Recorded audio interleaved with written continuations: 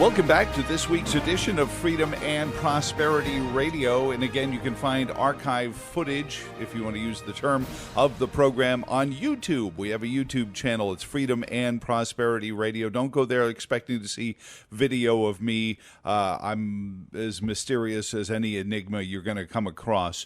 But our next guest has written a great piece on perhaps one of those lost little bits of the story of criminal justice reform, Black Lives Matter, law enforcement, all of this swirling around, and so much of it has become clickbait and hashtags. But one of the things that goes all the way back to FDR is whether public employees, government employees, and certainly law enforcement are unionizing. And Chris Braunlich is on with us from the Thomas Jefferson Institute. Great piece on it that we'll link back to on this episode. But Chris, thank you for taking a little time out with us to jump in on probably one of the more touchy subjects in this, which is the subject of collective bargaining agreements, police unions, and the role they play and the dangers Virginia faces. How are you doing this weekend?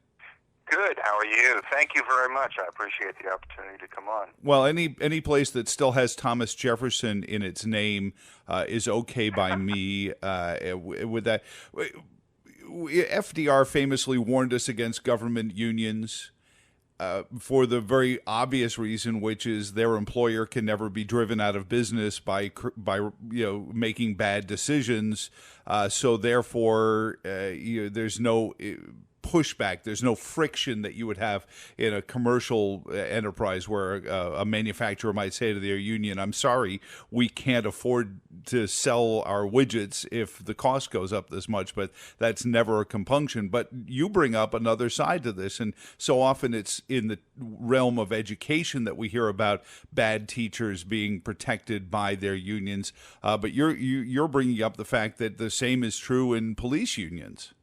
Well, that's right. I mean, look, let's assume that there is, in fact, an 80-20 rule. Most of us have heard of it. 80% of your problems come from 20% of your population, whatever that population may be. And I would argue that with police, because of the rigor that they go through to become a police officer, it's probably 0.5% of the police officers are the ones that are the problem. Mm-hmm. But that still leaves several thousand around the country. And what has happened in other areas of the country has been that a police officer that commits an egregious act that is guilty of misconduct, for which the employer may have paid hundreds of thousands of dollars in penalties to someone that was hurt, is rehired, and they're rehired again and again and again. And that happens because of the collective bargaining agreements, because of the power of the police union in that jurisdiction, and the fact that they've written into the contract all sorts of provisions that allow bad police officers to keep coming back. Mm-hmm. What is, and one would think that in most industries, if you're part of the 80% that doesn't cause the problems, you'd want to, just for your own feelings, want any bad actors. I know if I come across a bad journalist or a bad broadcaster, I want them off the air. I'm not necessarily going to take them off the air or demand censure, but I'm hoping that the marketplace will cull that herd. Why don't more law enforcement officers, for the sake of a better analogy, go Frank Serpico and out the bad police officers? Well, there's at least some studies that have suggested that once you have a police union in place, it begins to reinforce bad behavior. And really? The problem is, even if they do report somebody, for example, the way the contracts are written is that officer gets to go back. Give you an example. Is Oakland, California. There was a police officer who killed an unarmed man, shot him 3 times in the back. It was 7 months after he'd shot another man, unarmed. He'd killed 2 unarmed men He cost taxpayers $650,000 in settlement to one of the dead men's families, and he was reinstated and given back pay. Now, if you cost your employer $650,000, I don't think you'd be back and given back pay. No, as a matter of fact, I'd probably be paying the $650,000 on top of it as well, Chris. And I guess that's the. Is there a way to restrict the power of a union to just keep it to salary and benefits like health care or retirement? I don't know what the good marketplace would do, but you see plenty of good unions where that's their goal, is pension plans and health insurance and things like that, rather than just trying to get as much as they can as fast as they can. Right. How do you regulate a collective bargaining agreement? Well, let's start, first of all, in Virginia, as of this moment, we don't have collective bargaining agreements. As of this moment. Collective bargaining agreements were outlawed back in 1993. It was a bipartisan bill. It passed 78 to 21 in Democratic majority House of Delegates, 36 to 3 in the Democratic-run Senate. It was signed by the nation's first black governor, Governor Douglas L. Wilder. However, this most recent General Assembly decided they would permit collective bargaining for local employees. So starting May 21st, local cities and boards of supervisors can vote to say, okay, we're going to collectively bargain, or a group of people might be a bargaining unit, let's say all of the police, could sign on with a particular police union and say, this person is going to be my bargaining unit, and then it forces a vote with the boards of supervisors or the city councils. Ultimately, what's going to happen is that boards of supervisors and city councils are going to be pushed into collective bargaining, partly because police unions are fairly politically powerful. Now, right now, that collective bargaining can be anything. It would be very easy for this General Assembly, and they ought to do it in this special session when they are going to be looking at policing rules. They ought to simply limit the scope of collective bargaining for police to salary and benefits.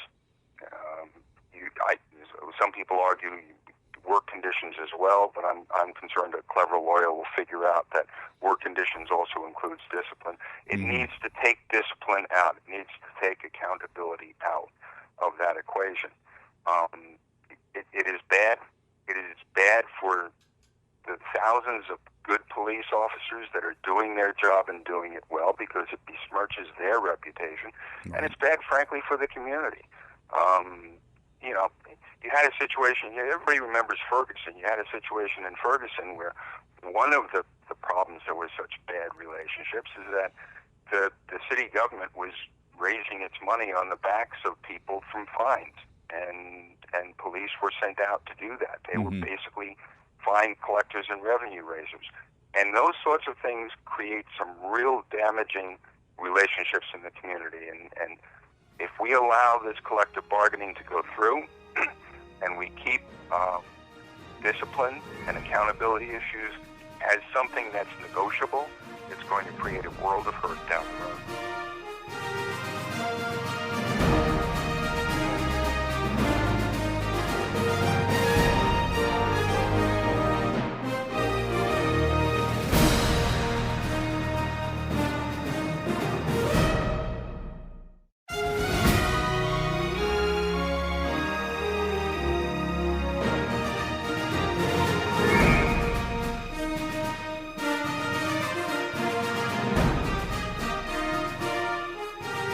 Chris Braunlich is on with us, president of the Thomas Jefferson Institute.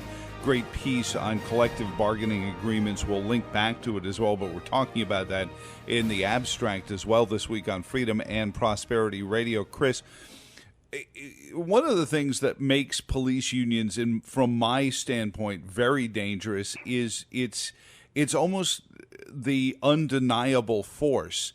You can cozy up to them. They have a voting block. They are, but then you also wind up looking like you're tough on crime because you're there with law enforcement. So it's almost one of those where you could say, well, a Republican would, but then you say no, a Republican wants to look tough on crime, so they go out and say, look, I've been endorsed by this Patrolmen's Benevolent Association, and this police union has backed me.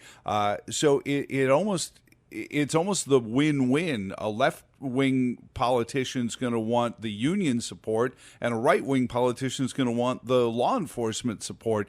So I don't. It's got to be a tough sled to try to find somebody to stand against police unions. It is not going to be easy. The running joke is if you say the word police unions, Republicans see police and Democrats see union. But I think that there is a need to do this. I've talked to a number of folks, grassroots community leaders in the black communities, and as this is explained to them, they understand that this is a way to get at a good chunk of the problem. And my hope is that they will take that message to their elected officials, who are largely Democrats, and we're going to be trying to take this message to Republican elected officials and encourage them to take steps in this next special session to limit the scope of these collective bargaining agreements. In a perfect world, I agree with Franklin Roosevelt. There shouldn't be collective bargaining agreements for public employee unions. But it's not a perfect world. They've passed this. What's the phrase? It's settled law. But this is something that needs to be taken care of and needs to be taken care of now. You mentioned with the special session coming up, specifically addressing the issues of the law enforcement community and the public, and the issues of criminal justice reform. Does that create a political environment from where you sit that might see bipartisan support that that hasn't been seen since, perhaps, as you mentioned, the Wilder administration for this kind of tweak to the law that, barely has been passed long enough for the ink to be dry? Well, I'm hoping it does. Certainly the Democratic caucus has come out with a number of proposals. The Virginia Legislative Black Caucus has come out with a number of proposals. Some of those proposals on both sides are ones that I suspect Republicans can support. A better training is, for example, certainly one of them, but they also have to fund it. This, I hope, is an issue that will be that legendary place where right and left meet, because I think it is important to the communities that everyone represents, that we ensure, for the sake of good police officers, for the sake of the communities, that those that are guilty of misconduct, that there is a clear path, and it's not a long path, it's not one with a lot of barriers, to bring people back. One of the worst things is binding arbitration. You end up with binding arbitration, and that is how an awful lot of these police officers, these bad cops, for lack of a better term, it's the only way I can think of to say it, that's how they keep coming back. Binding arbitrators who don't have to be responsible for their decisions say, yeah, we're going to let it back. A mistake was made in the paperwork. But you look at the opportunities that are written into these contracts, they are incredible. There's a website called Check the Police, and it reviewed police contracts in 81 of the largest cities in the country. 50 of them restrict interrogations by limiting how long an officer can be interrogated, who can interrogate them, the types of questions that can be asked. They can delay the interrogations for up to 30 days. 41 cities give officers under investigation access to information that you and I wouldn't get if we were under investigation. Really? 64 of them limit the disciplinary consequences for officers. 43 erase the records of misconduct, sometimes in as little as 6 months. Yeah. So you end up, if you have somebody that's not good, they can move to another place. I'll tell you, I was on the Fairfax County School Board for 8 years. I was president of the State Board of Education. When a teacher is commits an act of moral turpitude, if they engage in embezzlement, if they engage in something wrong with a student, they are reported to the state. Their license is lifted, and they go on a nationwide do not hire list. There's no such list for police officers. And we've seen cases where bad police officers sort of either go to smaller towns or bigger towns to try to blend in and find themselves, and sometimes with the assistance of their unions. Exactly right. I mean, look, unions are there to protect their members, to increase their membership, to get them better salaries, and to keep them as members. But we need to understand that. That's what they are there for. They are not there to get rid of bad cops or good cops. They are there to protect all police officers. Right, their membership is, and that's what I've often said. People point to patrolman benevolent associations for, law enforcement references. I said they're not interested in justice. They're not even interested in the Constitution. As a union, their sole function, as you said, should be the welfare of their members. That's all. What's the expression? You have one job, and that is it. But we have to keep that in context.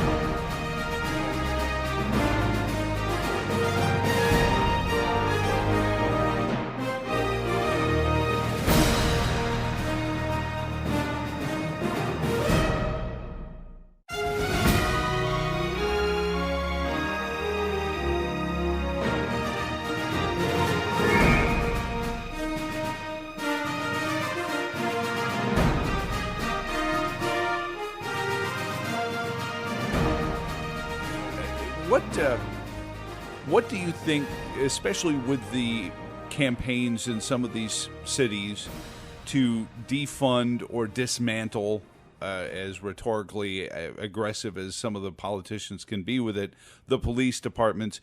Does this create at least a scenario where a Patrolmen's Benevolent Association, a police union, might be more willing to say, listen, instead of defunding us, let's rework this and come up with a better solution rather than lose the whole basket of cheese? Well, that's exactly right. That's exactly what happened in Camden, New Jersey. The police department was going broke. The city was going broke. They didn't have a choice. They had to do reforms. So they basically fired all of the police officers.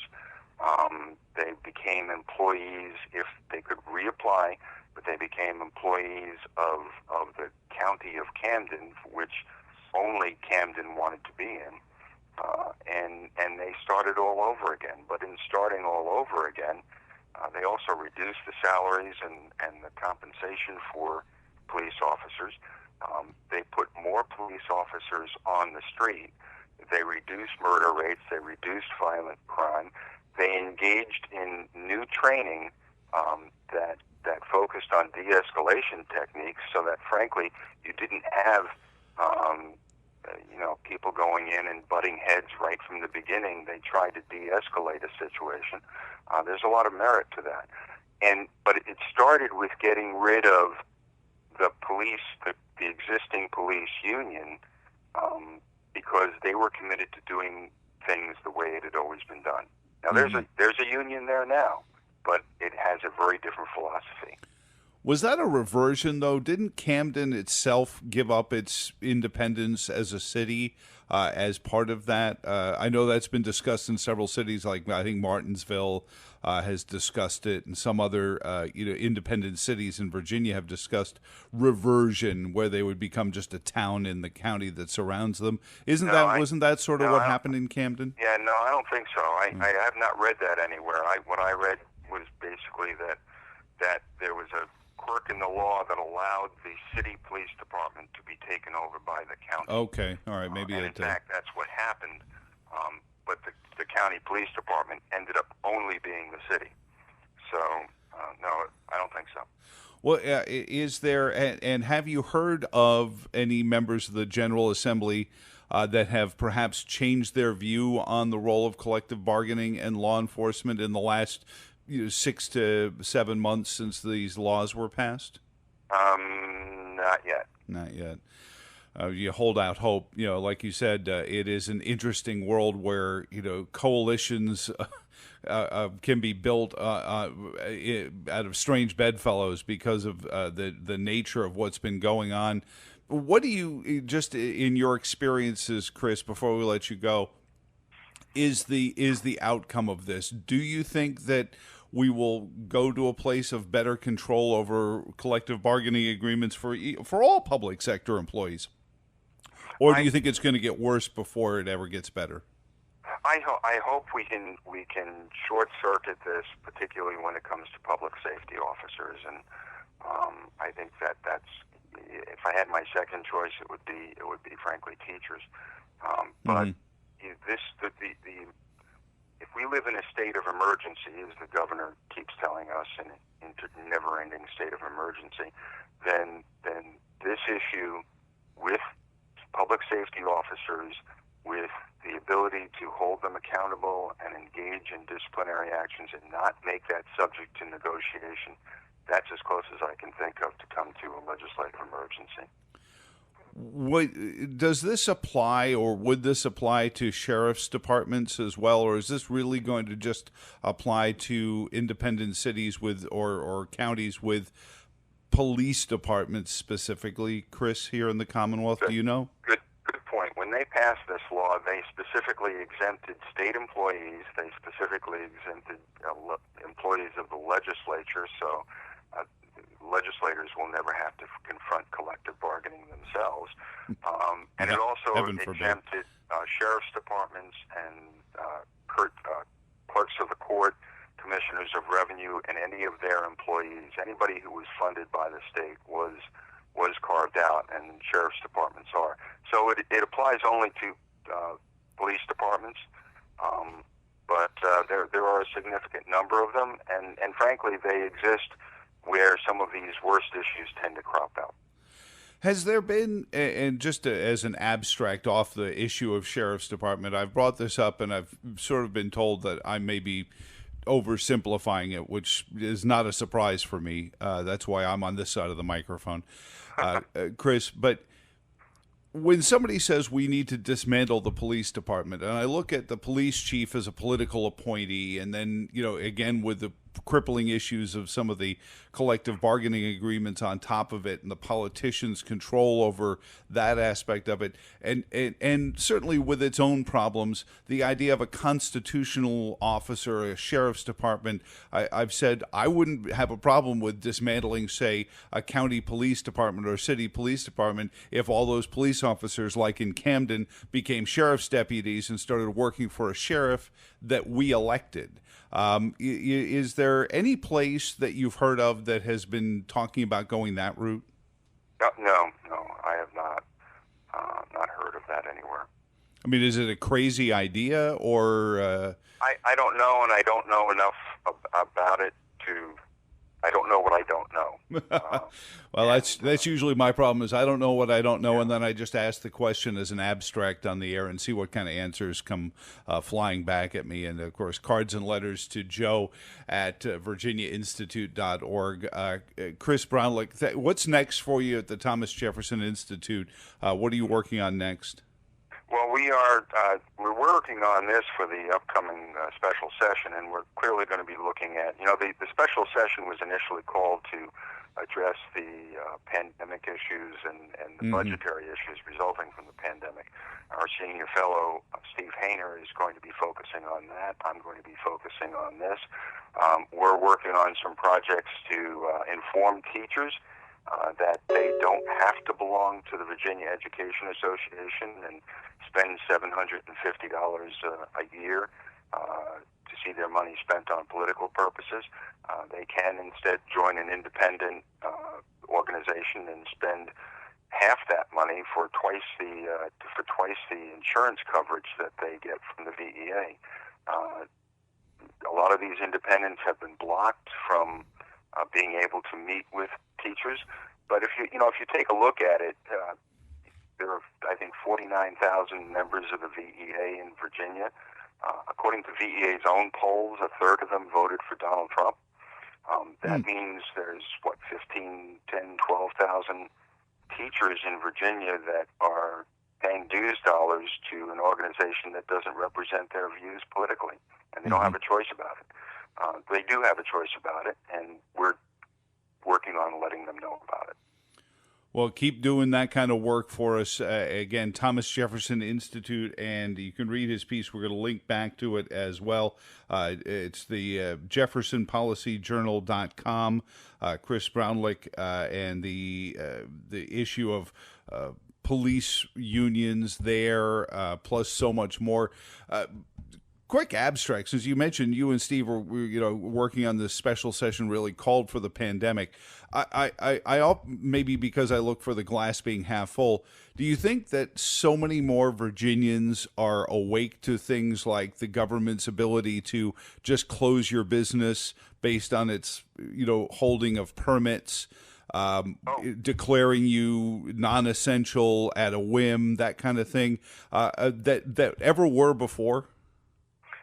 They've got to be. I mean, the fact that you for months couldn't go to the gym or couldn't go to a restaurant or do anything else, I think they've gotten a pretty good idea of it. I mean, the thing that I think bothers most people, if you tell them, well, the governor declared a state of emergency and there's no end date to it. Yeah. I think that they find that discomforting because if they can do it, I mean, frankly, even if they like Ralph Northam, if Ralph Northam can do it, it means Donald Trump can do it, and that's bad for governance and for freedom. Absolutely, and the General Assembly having really no voice in this whatsoever really has concerned a lot of, from both political parties that I know. Chris, thank you again for your visit this week on Freedom and Prosperity Radio. Have a wonderful weekend, and we'll talk to you again very soon. Thank you. Have a good one. Thanks, Joe. Appreciate it. And thank you for listening. For all of us here at the Virginia Institute for Public Policy, my name is Joe Thomas. Until next week, again, visit us online at virginiainstitute.org, youtube.com, and look up Freedom and Prosperity Radio for previous editions of this program as well as this one as well. Thanks again for listening. Until next week, so long, and thanks for all the fish.